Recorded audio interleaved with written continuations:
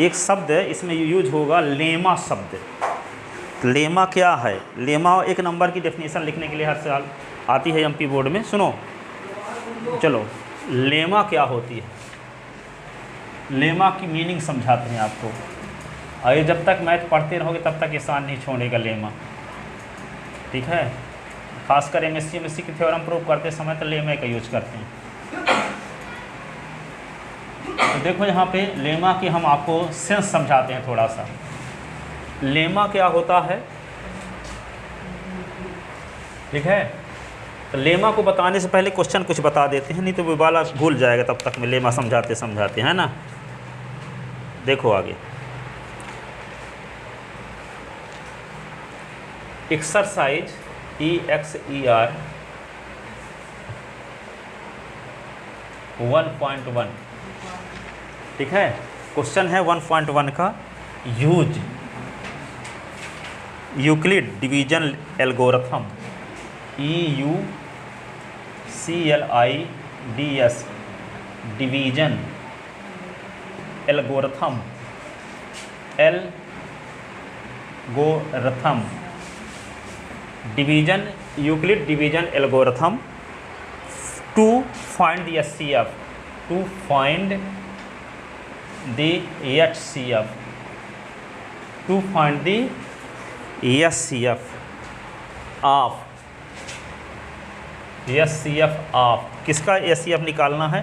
Number first 135 and 225, second 196 and 38,220, ठीक है। तीसरा क्या है? 867 एंड 255, इनका क्या निकालना है? जो अभी तरीका बताए हैं दूसरा वाला, वे कौन मेथड से HCF निकालने का तरीका है? यूक्लिड डिवीजन एल्गोरिथम, ठीक है ना। तो यहाँ पे क्या करेंगे, सबसे पहले बड़ी नंबर को छोटी नंबर से क्या करते हैं? डिवाइड करते हैं, नंबर फर्स्ट। तो यहाँ पे 135 एंड क्या लिखेंगे? 225, ठीक है। तो इसको क्या करेंगे, सबसे पहले बड़ी नंबर को छोटी नंबर से डिवाइड करो, तो क्या होगा? 225। इसको किससे डिवाइड करेंगे? किससे डिवाइड करेंगे? हाँ, तो यहाँ पे 135 का टेबल पढ़ो, 225 से अधिक ना हो, एक बार जाएगा, क्या आएगा? 135 सब्ट्रैक्ट करो, क्या आएगा? 90। और 90 को फिर से क्या बना लो? 90 को डिवाइजर बना दो, 90 क्या बना दो? डिवाइजर। डिविडेंड कौन बन जाएगा फिर? क्या बन जाएगा? 135। अब 135 को 90 का टेबल पढ़ो कि 135 से अधिक ना हो। कितनी बार पढ़ोगे? 1 बार। ये क्या होगा? 90 और सब्ट्रैक्ट करो 45 आएगा। 45 को क्या बना दो? डिवाइजर। और 90 क्या होगा? डिविडेंड। अब 45 को कितनी बार जाएगा? ये 2 बार, तो 90 आ गया। रिमाइंडर 0 आया, तो रिमाइंडर 0 आया तो किसका भाग देने पर रिमाइंडर 0 आया? 45। तो लास्ट डिवाइजर क्या है? 90 है कि 45? लास्ट डिवाइजर 45 है। जो लास्ट डिवाइजर होगा भी क्या कहलाएगा? HCF, ठीक है। तो by Euclid division algorithm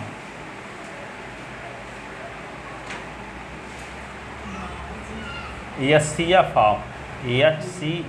of 135 and 225 is equal to क्या हुआ? 945, बिकॉज 45 इज लास्ट डिवाइजर।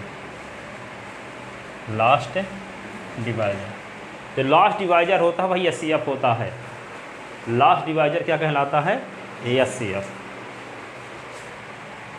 ठीक है। अब इसका सेकंड पार्ट देखते हैं। Second part, we apply Euclid division algorithm, Euclid's division algorithm for two numbers कौन कौन, 196 एंड 38,220। ठीक है, तो क्या करेंगे सबसे पहले 38,220 किससे डिवाइड करेंगे, 196 से। 196 का टेबल पढ़ो, कितनी बार पढ़ोगे, कितनी बार पढ़ोगे, एक बार, एक ही बार ना पढ़ोगे। तो 196 सब्ट्रैक्ट करो, ये 6 आएगा और यहाँ पे 18 में 10 गए 8 और इसमें 1, 186 आ गया, यही ना, 186 एक 2 और आ गया। और 196 का टेबल पढ़ोगे 9 बार तो क्या आएगा, 9 का टेबल 6 बार तो 9 छक्का 54, 9 और 9 81, 81 5 86, 8 और 9 एकम 9 8 17, यही ना। अब इसको सब्ट्रैक्ट करोगे तो क्या आएगा, सब्ट्रैक्ट करोगे तो क्या आएगा, 98 आएगा। अब 98 रिमाइंडर, अब फिर क्या करोगे, अब फिर 98 अभी रिमाइंडर नहीं हुआ, 0 और उतरेगा ना, ठीक है। अब किससे डिवाइड कर, कितनी बार जाएगा भाग, 5 बार।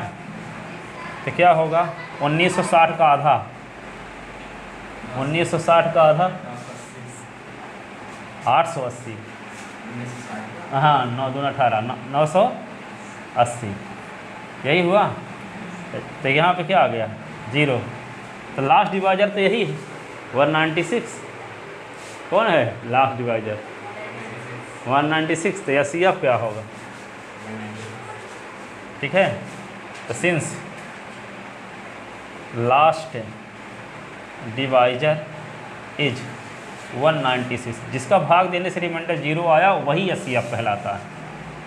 देयरफॉर HCF ऑफ किसका किसका, 38,220 कामा 196 इज इक्वल टू 196, ये HCF हो गया, ठीक है। जिसका भाग देने से रिमाइंडर 0 आया वही कहलाएगा HCF। यहाँ तो रिमाइंडर बचा ही नहीं पहली बार में, तो वही क्या हो गया, HCF।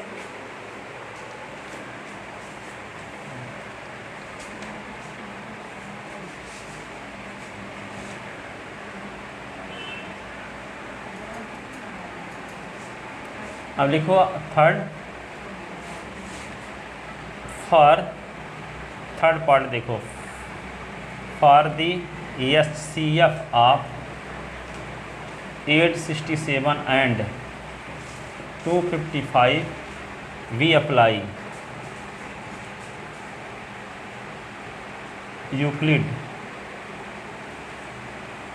यूक्लिड्स डिवीजन एल्गोरिथम,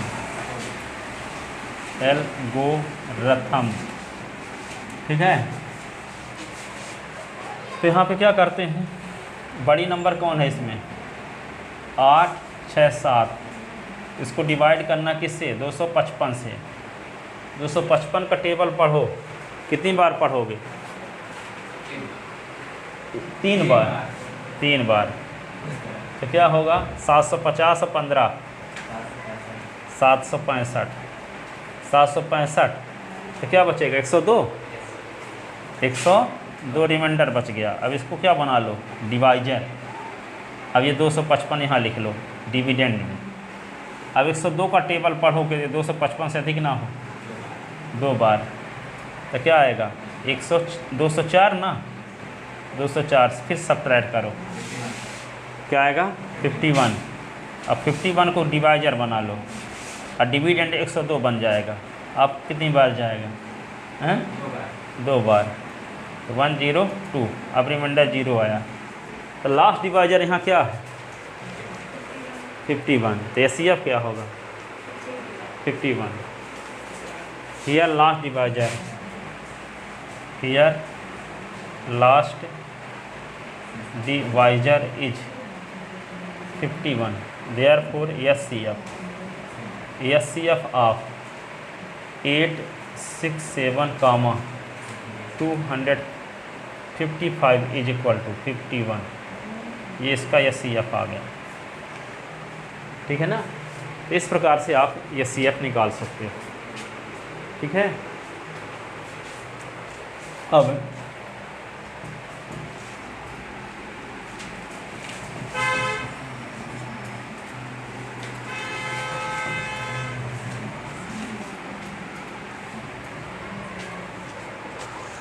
अब आता है एक शब्द, क्या?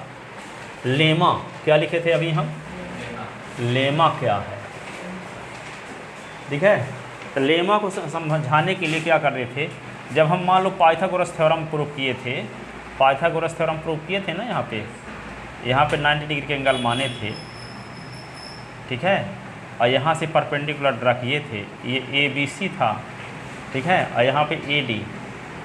तो इसमें इस पाइथागोरस थ्योरम को प्रूव करते समय हम इस स्टेटमेंट का यूज किए थे कि ये एंगल, इस छोटे वाले ट्रायंगल का ये एंगल और बड़े वाले ट्रायंगल का ये एंगल कॉमन एंगल है, ठीक है। और ये छोटे वाले ट्रायंगल का ये एंगल 90 डिग्री का है और बड़े वाले का ये एंगल 90 डिग्री का है।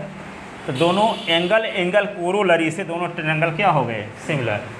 तो कौन सी कोरोलरी यूज किए? एंगल, ठीक है। तो किसको प्रूफ करने के लिए? पाइथागोरस थ्योरम, ठीक है। तो किसी एक कहने का मतलब कि किसी दूसरे स्टेटमेंट को प्रूफ करने के लिए जिस स्टेटमेंट प्रूफ करने लायक स्टेटमेंट का यूज किया जाता है उसको लेमा कहा जाता है।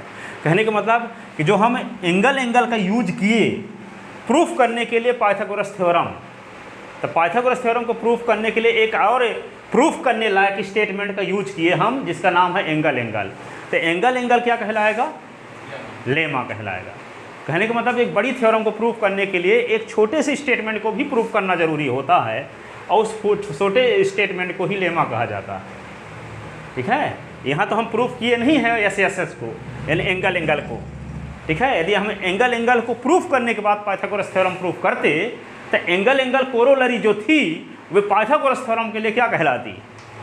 लेमा कहलाती। क्या कहलाती? लेमा, ठीक है। कहने का मतलब कोई लेमा क्या है? एक प्रूफ करने लायक स्टेटमेंट है, प्रूफ करने लायक स्टेटमेंट है जिसका यूज हम दूसरे स्टेटमेंट को प्रूफ करने में करते हैं। जिसका यूज क्या करते हैं? दूसरे स्टेटमेंट को प्रूफ करने में करते हैं, ठीक है। लेमा क्या है? एक प्रूफ करने लायक एक स्टेटमेंट है जिसका यूज हम दूसरे स्टेटमेंट को प्रूफ करने में करते हैं, ठीक है। क्या है? लेमा एक प्रूफ करने योग्य, प्रूफ करने लायक एक स्टेटमेंट है जिसका यूज हम दूसरे स्टेटमेंट को प्रूव करने में करते हैं। सेंस समझ में आया? तो लिखो इसका स्टेटमेंट लेमा का। A lemma is a proven statement. क्या लिखोगे? A lemma is a proven statement, proven statement used for proving PROVING proving an other statement.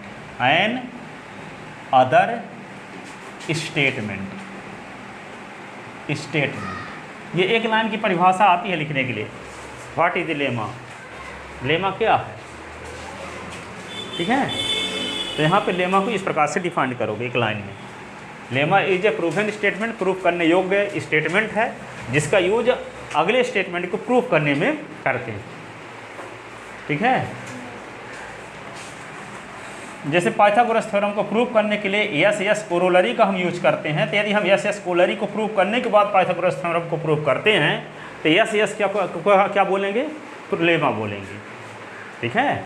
जिसे पाइथागोरस थ्योरम को प्रूव करते समय किसका यूज हुआ है, यस यस का, है ना, एंगल एंगल कोरोलरी का यूज हुआ है। किसका यूज हुआ है, एंगल एंगल कोरोलरी का यूज हुआ है। तो एंगल एंगल को हम क्या बोलेंगे, पाइथागोरस थ्योरम का लेमा।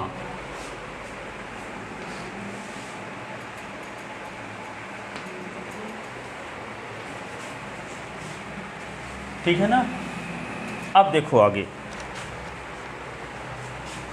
यूक्लिड डिवीजन लेमा, दूसरा स्टेटमेंट, दूसरा EUCLIDS division, Euclid division lemma, division lemma. तो यहाँ पे लिखो Euclid division lemma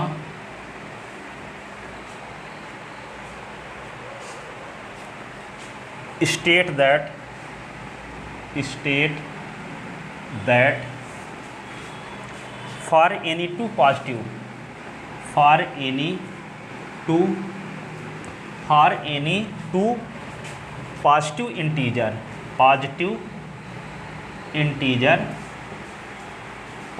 integer a and b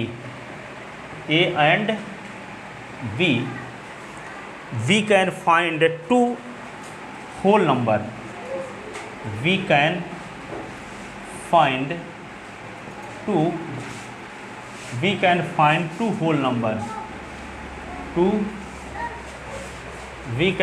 two whole number,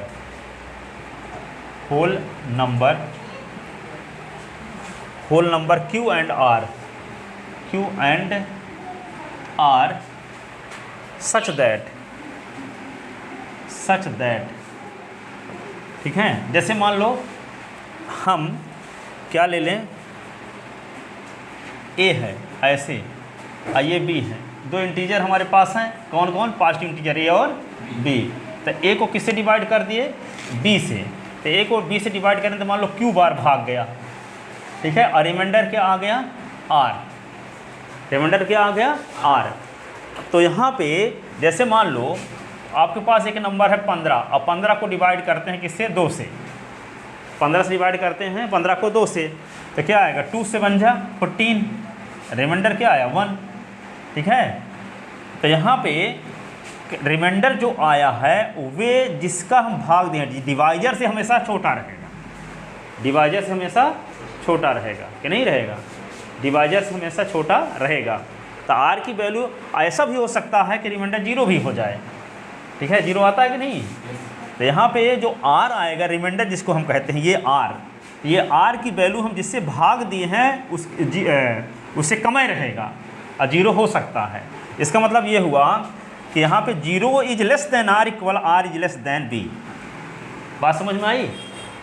इसका मतलब जो रिमाइंडर आया है वो क्या आ सकता था, 0 भी आ सकता है, जिससे हम भाग देंगे, 5 का भाग देंगे तो रिमाइंडर क्या आएगा, 0 आएगा, 1 आएगा, 2 आएगा, 3 आएगा, 4 आएगा। 15 से यदि हम डिवाइड करेंगे तो रिमाइंडर क्या आएगा, 0 से 14 तक आएगा।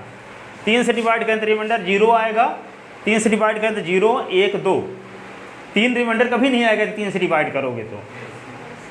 5 से डिवाइड करोगे तो 5 रिमाइंडर कभी नहीं आएगा, 5 से छोटा ही आएगा। तो वही बोल रहे हैं कि यदि हम 20 से डिवाइड करते हैं a को, तो जो रिमाइंडर मिलेगा वह क्या होगा, उसकी वैल्यू b से कम रहेगी।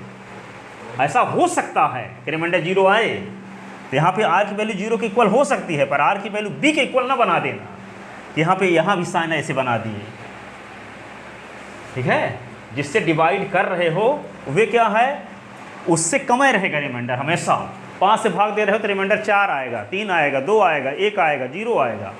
10 से डिवाइड करो तो रिमाइंडर क्या आएगा, 0 से 9 तक आएगा, पर 10 के इक्वल नहीं होगा। इसीलिए यहाँ इक्वल का साइन नहीं लगा है, लेकिन यहाँ लगा है कि r की वैल्यू 0 हो सकती है, लेकिन r की वैल्यू b के इक्वल नहीं हो सकती है, ठीक है।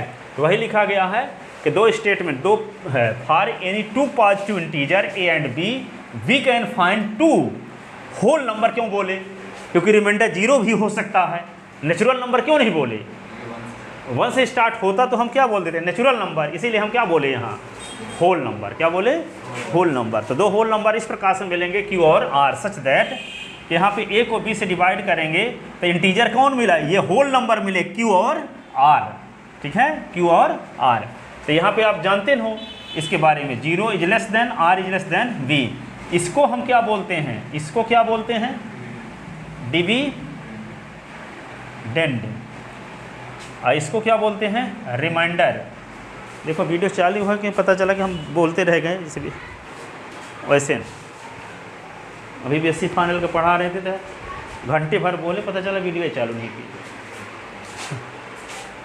ठीक है, तो यहाँ पे क्या आ गया, डिविडेंड हो गया, ये क्या हुआ, कोशिएंट, और ये क्या हुआ, डिवाइजर, क्या हुआ, डिवाइजर, और इसको क्या बोलते हैं, रिमाइंडर।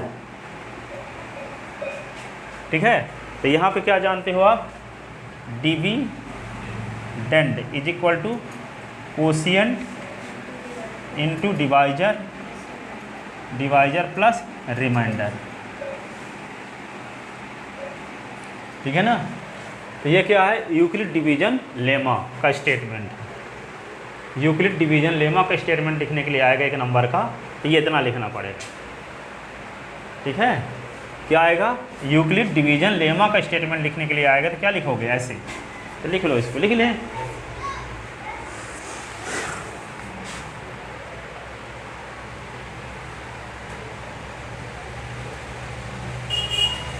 अब देखो अगला,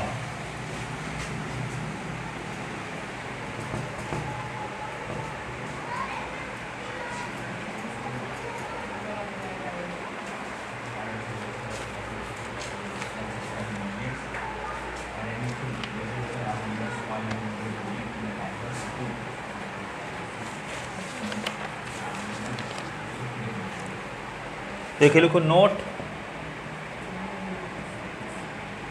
for any 2 positive integer, 2 positive integer, 2 positive integers कौन, A and B, A and B, we have, आपके पास रिजल्ट लिखवाए थे अभी, वी हैव क्या, HCF of A comma B into LCM of A comma B is equal to product of A and B, लिखवाए थे ना। इसी से एक नंबर फार्मूला आ गया, B नंबर से निकालते हैं, HCF of A into B is equal to A into B upon LCM of A comma B। इसी नंबर फार्मूला निकालते हैं, LCM is equal to LCM of A and B is equal to होगा A cross B upon HCF of A comma B। ठीक है, इसी से एक formula और निकाल सकते हैं कि A इज इक्वल टू क्या होगा, HCF of A comma B into LCM of A comma B upon क्या होगा B, और ई number B is equal to क्या होगा, HCF of A comma B into LCM of A comma B upon क्या आ जाएगा A। इसी फार्मूले से 4 फार्मूले और बना दिए। ठीक है, जैसे मान लो आपको HCF निकालना है तो 1 इंटू B अपॉन LCM को उधर लेंगे तो अपान में हो जाएगा। अब हम HCF को उधर ले जाएंगे तो अपान में हो जाएगा, A को इधर से लाएंगे तो अपान में हो जाएगा, B को इधर लाएंगे तो अपान में हो जाएगा। ठीक है ना, तो फार्मूला ओरिजिनल ये है, इसी से 2 फार्मूले और बनाए जा सकते हैं, तो 4 फार्मूले और बनाए जा सकते हैं। लेकिन इतना अब लिखो,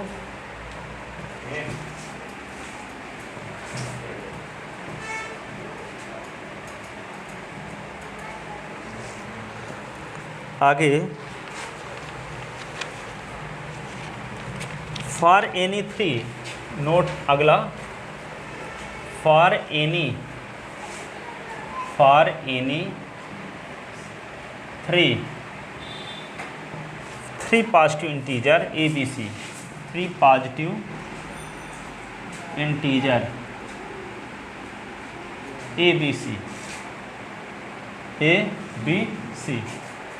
for any 3 positive integer A B C, आपके पास फार्मूला है क्या, ये है H C F of A comma B comma C is equal to होता है A into B into C into L C M of A B C upon L C M of A B into L C M of B C into L C M of C A, ऐसे ये formula है। जैसे मान लो example लेते हैं, इसको verified करते हैं, ठीक है। जैसे आपको find the L C M and H C F of number क्या 6, 12 और 18। 6, 12, 18 का हम क्या निकालते हैं, एच सी एफ और एल सी एम, ठीक है। तो क्या हो, और इसको वेरिफिकेशन करेंगे तो 6 को निकालेंगे तो क्या होगा, 6 का फैक्टर करो, 2 से काटोगे तो 3 और 3 से काटोगे तो 1। 12 तो जानते हो, 2 से काटे तो 6, 2 से तो 3 और 3 से तो 1 है। अब 18 इसको किससे काटते हैं, 2 से तो 9, 3 से तो 3 और 3 से तो 1 है। अब यहाँ पे क्या होगा, 6 बराबर क्या लिख सकते हैं 2 इंटू 3 और 12 बराबर क्या लिख सकते हैं 2 इंटू 2 इंटू 3 और 18 बराबर क्या लिख सकते हैं 2 इंटू 3 इंटू 3। अब क्या निकालते हैं एच सी एफ, किसका 6, 12, 18। तो क्या होगा बोलो, जो तीनों में हो वही एच सी एफ कहलाता है। क्या है तीनों में, 2 तीनों में है और 3 तीनों में है, तो क्या होगा 2 गुणे 3 बराबर 6। ये क्या हुआ एच सी एफ, ठीक है ना। अब हम क्या निकालें, एल सी एम 6, 12, 18। तो पहले जो तीनों में है तो उसको तो लिखवे करेंगे 2 गुणे 3। इसके अलावा पहले में क्या बचा है, पहले में क्या बचा है 2, 3 के अलावा कुछ नहीं। दूसरे में क्या बचा है तो 2 और तीसरे में क्या बचा है 3। कॉमन चीज़ लिखने के बाद जो बचे हैं उनको भी लिखना है, ठीक है। तो क्या है 2, 3, 6 तो 36 हो जाएगा एलसीएम कि नहीं।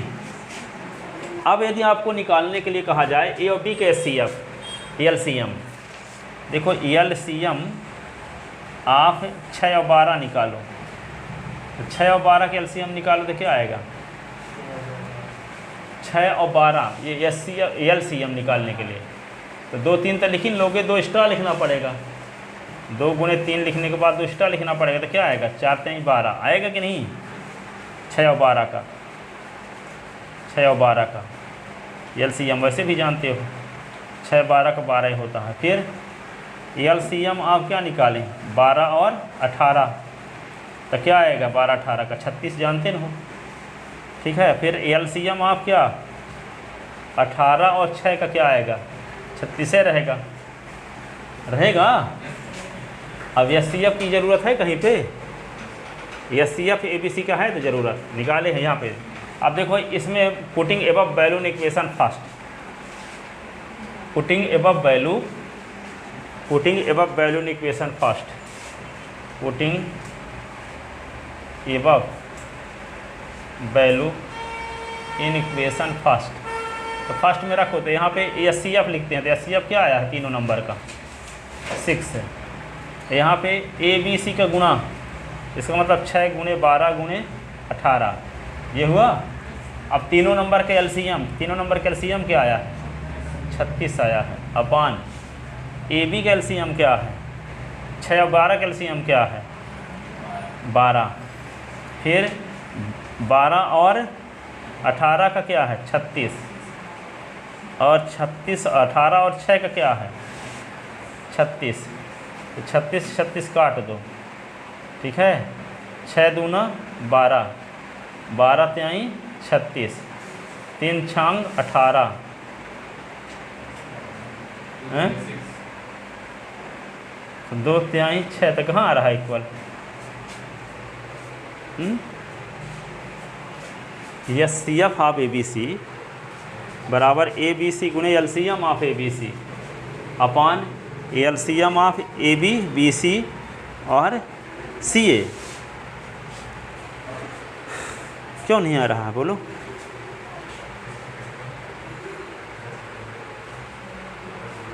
एचसीएफ है तो एलसीएम यहाँ पे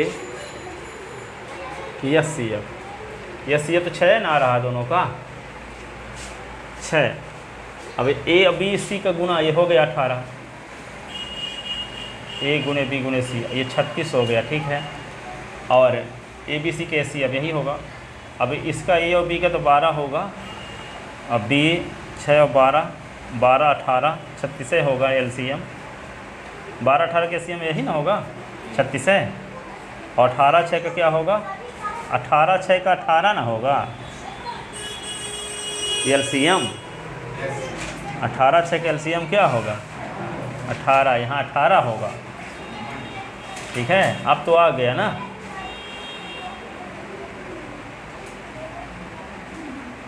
फिर से लिख देते हैं काट के। ये 6 आया, उसमें क्या होगा? 6 गुणे 12 गुणे 18 LCM of A B C 36। नीचे एलसीएम ऑफ ए बी क्या है? 6 12 है और 36 है और ये 18 है। 18 से 18 काट दो, 36 से 36 काट दो, 12 से 12 काट दो, तो 6 बराबर 6। वेरिफिकेशन हुआ कि नहीं? तो ये प्रमाणित हुआ कि 3 नंबर का एचसीएफ निकालना है तो तीनों नंबर का मल्टीप्लाई करो गुणे तीनों नंबर का एलसीएम अपान 2 नंबर के एलसीएम के मल्टीप्लिकेशन के बराबर। 2 नंबर की एलसीएम के मल्टीप्लिकेशन के बराबर होगा, ठीक है।